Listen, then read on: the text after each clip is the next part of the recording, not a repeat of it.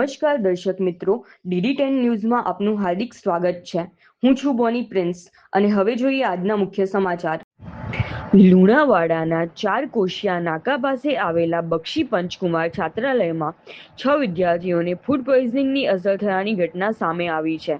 છાત્રાલયમાં રહેતા 6 બાળકોને અચાનક ઝાડા ઉલટીની તકલીફ થતા 108 એમ્બ્યુલન્સ મારફતે કોટેજ હોસ્પિટલ ખાતે ખસેડવામાં આવ્યા હતા।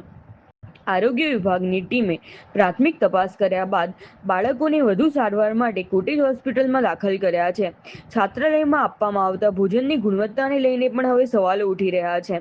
બક્ષી પંચકુમાર છાત્રાલયમાં અંદાજે 50 વિદ્યાર્થીઓની ક્ષમતા સામે હાલ આશરે 20 વિદ્યાર્થીઓ રહેતા હોવાનું જાણવા મળે છે। તેમાંથી 6 વિદ્યાર્થીઓને ઝાડા ઉલટીની અસર થતા સારવાર હેઠળ રાખવામાં આવ્યા છે। સમગ્ર મામલે જિલ્લામાં આવેલી કુમાર છાત્રાલયો તેમજ આશ્રમ શાળાઓમાં ફૂડ એન્ડ ડ્રગ્સ વિભાગ દ્વારા ભોજનની ગુણવત્તાની તપાસ કરવામાં આવે છે તેવી માંગ ઉઠી છે। રિપોર્ટર વીરભદ્રસિંહ સિસોદિયા, લુણાવાડા, મહીસાગર।